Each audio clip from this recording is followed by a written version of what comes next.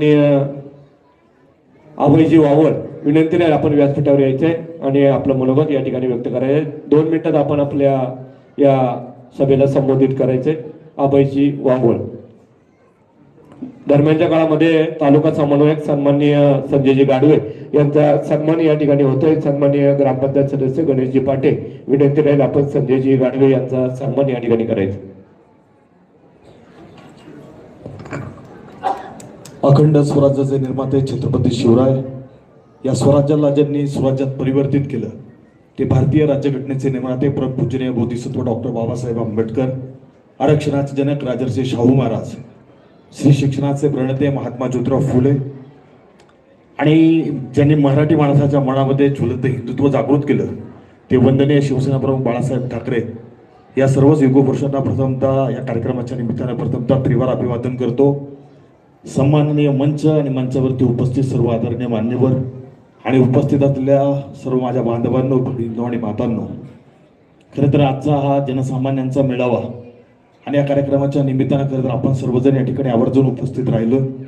खरं तर नारायणगाव वारडवाडी जिल्हा परिषद गट हा शिवसेनेचा बालेकिल्ला आहे। शिवभक्त माजी कामगार मंत्री आदरणीय साबीरबाई शेख यांच्या विचारांचा हा बालेकिल्ला आहे। जातीला, धर्माला, पंथाला, वर्णाला, लिंगाला भेद देऊन विचारांचा अभेद्य किल्ला म्हणजे खरं तर नारायणगाव वारडवाडी जिल्हा परिषद गट आहे। आणि या गटाचा खरं तर हा मेळावा हा आजचा विजयी मेळावा आहे असं मला प्रामाणिकपणे या ठिकाणी सांगावंसं वाटतं। खरं तर या व्यासपीठावरती नारायणगाव नगरीच्या महिला लोकनियुक्त सरपंच आदरणीय शुभताई वावळ आहेत। खरं तर महिलांचं नेतृत्व देखील ते या नारायणगाव जिल्हा परिषद गटामध्ये नारायणगाव ग्रामपंचायतीच्या माध्यमातून अत्यंत जोरदारपणे करतायत। आणि या गटाचं नेतृत्व करण्यासाठी आदरणीय नेहाताई खरं तर आपण या ठिकाणी आहात। मी या कार्यक्रमाच्या निमित्तानं विश्वास देतो की या नारायणगाव जिल्हा परिषद गटाचा जिल्हा परिषद सदस्य हा शिवसेनेचा आणि शिवसेनेचाच असेल, कारण की आदरणीय बाबू भाऊंनी जे काम केले इथल्या चांद्यापासून बांद्यापर्यंत आणि सर्व समाज घटकांपर्यंत खरं तर जाऊन तिथल्या ज्या मूलभूत समस्या आहेत, तिथले जे काही प्रश्न आहेत, तिथल्या सर्वसामान्यांच्या ज्या व्यथा आहेत त्या समजून घेऊन त्याच्यावरती खरं तर काम करणारे हे सर्वसामान्यांचं नेतृत्व आहे। खरं तर कार्य करणारा नेता म्हणजे बाबूभाऊ पाटील ही त्यांची एक वेगळी ओळख आहे। रात्री अपरात्री खरं तर लोकांच्या समस्येला धावून जाणारा माणूस, इथल्या गोरगरिबांच्या समस्येला धावून जाणारा माणूस, जातीच्या, धर्माच्या, पंथाच्या, लिंगाच्या, वर्णाच्या पलीकडे जाऊन खरं तर माणसाला माणूस म्हणून मदत करणारा माणूस आणि म्हणून खऱ्या अर्थानं त्यांच्या सौभाग्यवती ज्यावेळेस या जिल्हा परिषद गटाचं नेतृत्व करणार असं शिवसेनेच्या वतीने खरं तर त्यांनी ज्यावेळेस जाहीर केलं त्यावेळेस या नारायणगावातल्या सर्व पक्षीय माणसाने म्हणजे आदरणीय मनसेचे रस्ते आस्थापनाचे जिल्हाध्यक्ष गणेश भाऊ असतील, म्हणजे भाजपचे असतील, इतर सर्वच पक्षाच्या लोकांनी सर्व पक्षाचे जोडे बाजूला ठेवून इथल्या काम करणाऱ्या माणसाच्या मागे आपण ठामपणाने उभं राहिलं पाहिजे अशी भूमिका घेतली।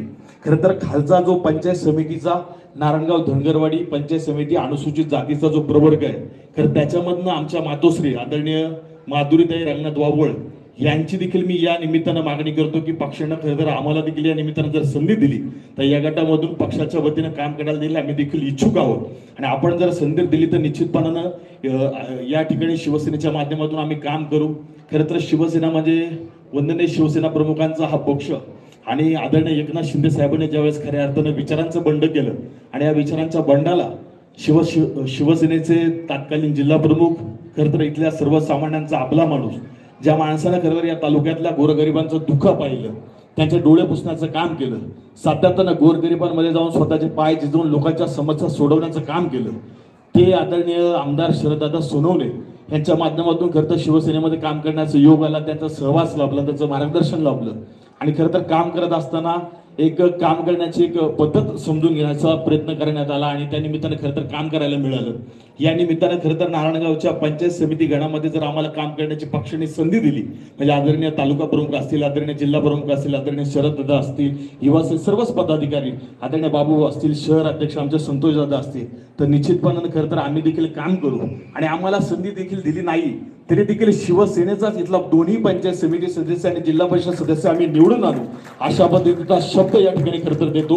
या निमित्तानं खरं तर माजी ग्रामपंचायत सदस्य आदरणीय अक्षय उर्फ बाळा भाऊ देखील या ठिकाणी काम करतात।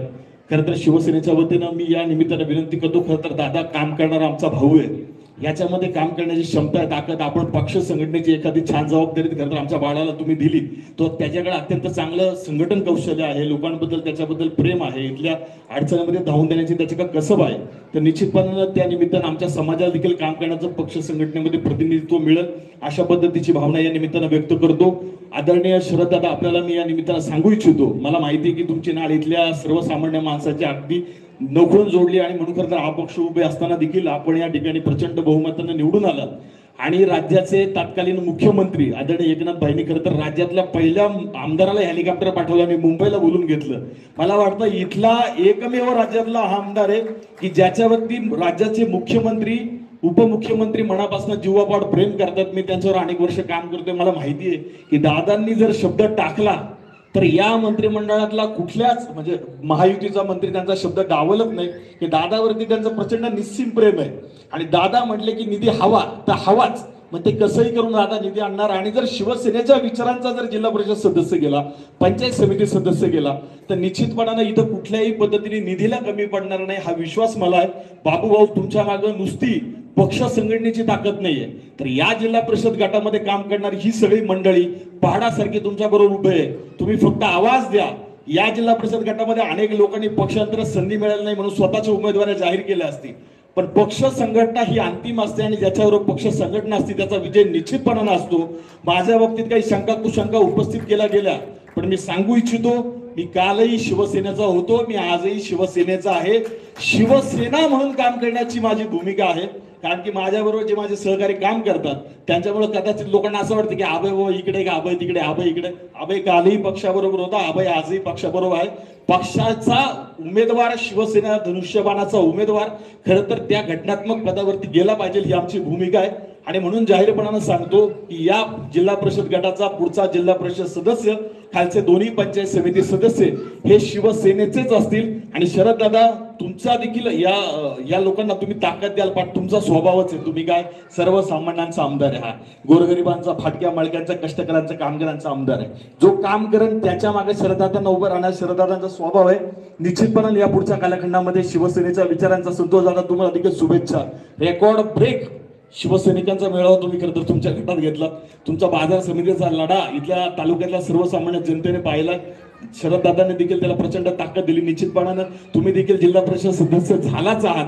तुमच्या जोडीला आमच्या नेहाताईंना खरं तर जिल्हा परिषदेमध्ये घेऊन जा आणि हा शिवसेनेचा भगवा, वंदनीय शिवसेना प्रमुख बाळासाहेब ठाकरेंचा भगवा, डॉक्टर बाबासाहेब आंबेडकरांच्या विचारांची ताकद, शाहू फुले आंबेडकरांची ताकद खरं तर या सगळ्या गटातल्या आमच्या समविचारी लोकांच्या वतीने खरं तर ताई तुमच्या बरोबर आहे. चांगला लढा द्या.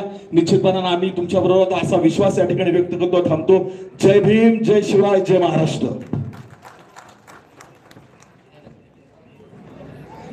धन्यवाद भाऊ, अतिशय सुंदर आणि चांगल्या पद्धतीचं मार्गदर्शन आपण या मेळाव्याच्या निमित्ताने केलंय. आणि यानंतर या ठिकाणी मनोगत व्यक्त करण्यासाठी वारवाडीचे माजी सरपंच विद्यमान